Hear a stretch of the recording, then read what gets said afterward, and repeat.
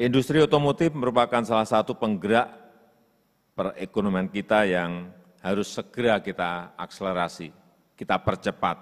Karena di sini banyak keterlibatan pelaku usaha di dalam negeri, dari mulai hulu sampai hilir yang harus ditingkatkan. Keterlibatan industri UMKM dalam rantai pasok juga harus terus ditingkatkan. Dan nilai tambah untuk ekonomi dalam negeri juga harus menjadi prioritas. Tentu saja yang paling penting adalah penyerapan tenaga kerja lokal dan peningkatan kesejahteraan masyarakat. Goalnya adalah di sini. Selain itu, transformasi menuju green technology juga perlu dilakukan. Teknologi hijau, produk hijau ini ke depan akan menjadi, ekonomi hijau ini akan menjadi tumpuan kita karena kita memiliki potensi dan kekuatan di sini. Penggunaan energi terbarukan seperti B30, B100 juga harus terus dilanjutkan.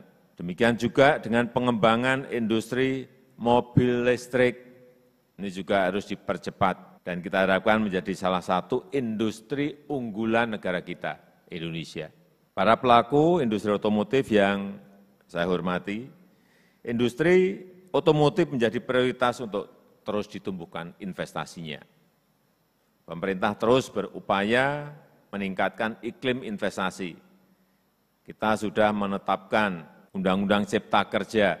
Kita juga sekarang sudah memiliki Lembaga Pengelola Investasi Indonesia Investment Authority, yang ini kita harapkan akan memberikan banyak kemudahan dan kepastian bagi para investor untuk membangun usaha produktif di negara kita.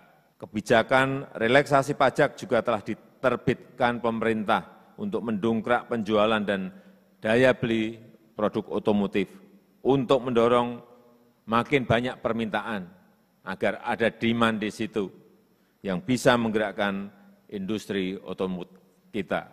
Tadi sebelum masuk ke ruangan ini saya mendapatkan laporan dari Menteri Perindustrian. Ada kenaikan berapa persen Pak Menteri? Untuk purchase order-nya ada 190%, artinya harus inden. Artinya ini yang memproduksi kewalahan. Artinya lagi industri otomotif sudah bangkit kembali. Dan juga saya tadi mendengar bahwa untuk yang PMI, Purchasing Manager Index, itu sudah, kalau market itu sudah berada di angka 53. Kalau dari BI sudah berada di angka 55. Pada sebelum pandemi, pada keadaan normal, angka kita di angka 51. Justru sudah melompat naik di atas kenormalan. Ini harus betul-betul kita jaga agar kebangkitan di industri otomotif ini jangan sampai terganggu lagi karena pandemi COVID naik. Ini hati-hati. Banyak negara lain sudah turun anjlok COVID-nya, tetapi karena enggak bisa menjaga kewaspadaannya, enggak hati-hati, kemudian meloncat naik lagi. Ini yang harus kita jaga, karena kita ingat di bulan Januari, kasus harian kita berada di angka 13.000, 14.000, 15.000 bahkan saat itu. Dalam 3 minggu ini kita sudah berada di angka yang baik menurut saya. 6.000, 5.000, 4.000, naik turun berada di angka itu. Ini yang harus kita jaga dan terus kita tekan agar terus berkurang. Angka kesembuhan kita juga sudah mencapai di atas 90%, 90,5%. Di atas rata-rata, jauh di atas rata-rata dunia, jauh juga di atas rata-rata Asia. Ini juga yang harus dijaga. Oleh karena itu, pemerintah berharap kapasitas produksi industri otomotif dalam negeri ini bisa ditingkatkan. Sekali lagi, pemerintah berharap kapasitas produksi industri otomotif dalam negeri bisa ditingkatkan dengan pemakaian kandungan lokal yang semakin tinggi, dan juga bukan hanya ngurus pasar dalam negeri saja, tapi bergerak menggarap pasar ekspor.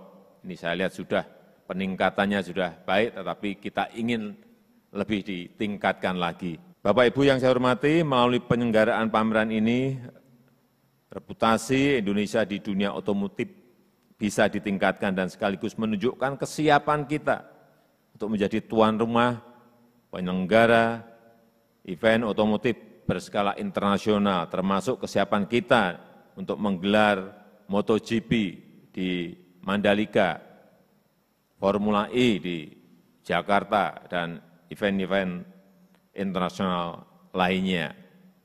Saya rasa itu yang bisa saya sampaikan pada kesempatan yang baik ini, dan dengan mengucap Bismillahirrahmanirrahim, Indonesia International Motor Show pada pagi hari ini saya nyatakan dibuka.